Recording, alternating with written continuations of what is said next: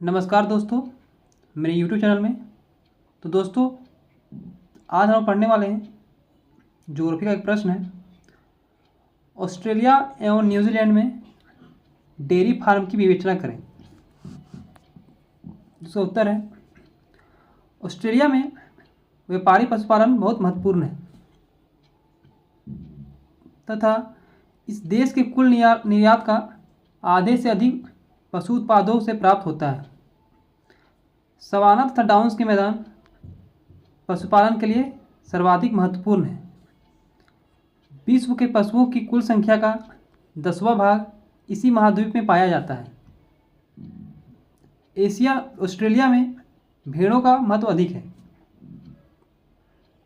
तथा विश्व की आधी भेड़ ऑस्ट्रेलिया महाद्वीप में पाई जाती है। अधिकांश भेड़ें पूर्वी तथा दक्षिणी ऑस्ट्रेलिया के पहाड़ी भागों में पाली जाती है। दक्षिणी पूर्वी ऑस्ट्रेलिया में भेड़ों के साथ गोपशु भी पाले जाते हैं। क्वींसलैंड गोपशुपालन में सर्वाधिक महत्वपूर्ण है, जहाँ उन्नत कूपों से जल प्राप्ति की सुविधा उपलब्ध है। घासें लंबी एवं कड़ी होती है तथा जनसंख्या का घनत्व कम है। भीषण सूखा, मानसूनी, उत्तरी भाग का उच्च तापमान, अनुपयुक्त घास, पशु क्षेत्र में परिवहन सुविधा का अभाव। आगे देखते हैं। गोमांस की सीमित घरेलू मांग, विभिन्न प्रकार की बीमारियां, टेक्सास फीवर तथा हिंसक वन्य पशु डिंगो तथा विश्व बाजार से अत्यधिक दूरी के कारण ऑस्ट्रेलिया में गो पशुओं की संख्या सीमित है। सामान्यतः चारगाह वर्ग 5400 किलोमीटर में विस्तृत होते हैं। विक्टोरिया जी डाउन्स का क्षेत्रफल 30,000 वर्ग किलोमीटर है तथा उस पर 1 लाख पशु पाले जाते हैं। अधिकांश चारागाह कटीले तारों से घिरे होते हैं। पानी की विकट समस्या से पशुओं की संख्या सीमित होती है। आगे देखते हैं।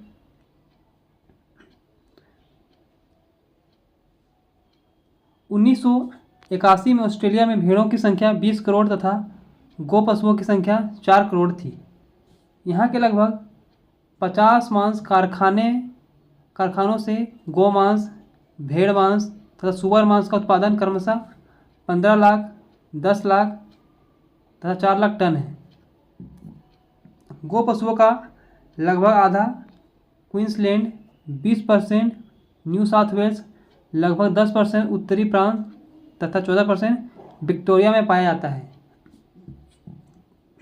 60 हॉर्न, हरफोर्ड, अबरदीन, अंगूस तथा डेविन की मिश्रित नस्लें अधिक पाई जाती हैं। 1000 से अधिक पशु वाले केवल 800 सूंड है। शुष्क आंतरिक भागों की ओर पशुओं की संख्या क्रमशः कम होती जाती है। पशुओं का 400 किलोमीटर दूरी तट पर स्थित बुच्चड़खानों तक लाना पड़ता है।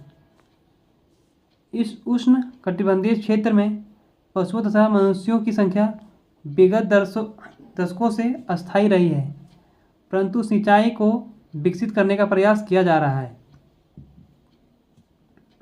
ऑस्ट्रेलिया के शेष 40% मांस पशु दक्षिण पूर्वी आर्द्र तटीय क्षेत्रों में पाए जाते हैं, जहाँ पर्याप्त वर्षा, प्रचुर चारा के साथ ही विस्तृत स्थानीय बाजार की सुविधा उपलब्ध है। आगे देखते हैं दोस्तों।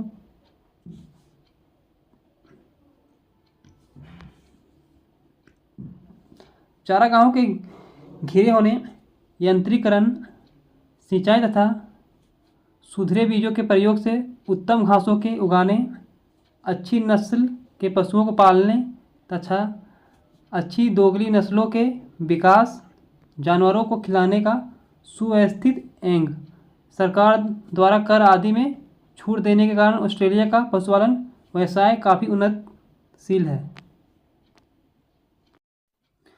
न्यूजीलैंड में 6 करोड़ भेड़ें तथा 82 लाख से अधिक गो पशु पाए जाते हैं, जिनमें लगभग 22 लाख दूध देने वाली गायें हैं तथा कुल निर्यात मूल्य का 90% से अधिक पशु उत्पादकों से प्राप्त होता है।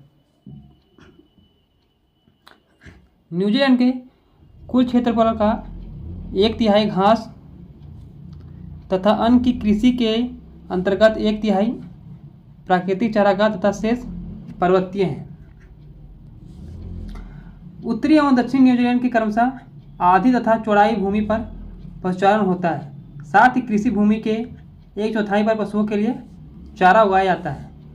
घास की वैज्ञानिक कृषि के आधार पर न्यूजीलैंड विश्व का बृहत्तम मांस एवं दुग्ध उत्पाद निर्यातक तथा द्वितीय सबसे बड़ा ऊन निर्यातक है। लगभग 30% फार्म 40 हेक्टेयर से छोटे हैं तथा अन्य 38% का क्षेत्रफल 2000 हेक्टेयर से अधिक हैं। छोटे फार्मों पर भेड़ तथा पशुचारण प्रमुख है। उच्च भागों में भेड़ पालन, उत्तरी द्वीप के डाउन्स तथा निचले मैदानों में दुग्ध पशुपालन तथा दक्षिणी द्वीप के किनारबी मैदान तथा समीपस्थ साउथलैंड के निम्न प्रदेशों में मिश्रित फसलें पशु उत्पादन प्रमुख हैं। आगे देखते हैं। यहाँ न्यूजीलैंड की 20% भेड़ें तथा 10% दुग्ध मांस पशु तथा सूअर पाले जाते हैं। गो पशुओं में कर्म से अबरदीन, ओगूस, हरफोर्ड तथा 60 हार्न प्रमुख है।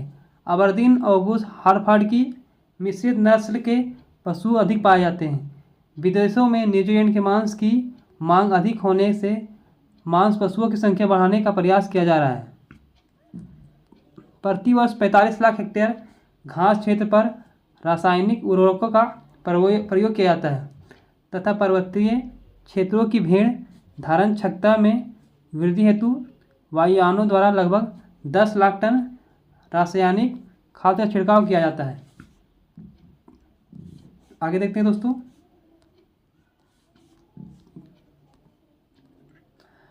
न्यूजीलैंड का सबसे बड़ा पशु फार्म मोल्सवर्थ स्टेशन दक्षिणी द्वीप में ही है, जो सरकार ने 1930 से 1834 हेक्टेयर पर विस्तृत किया है, जिस पर 10,000 से भी अधिक पशु पाले जाते हैं।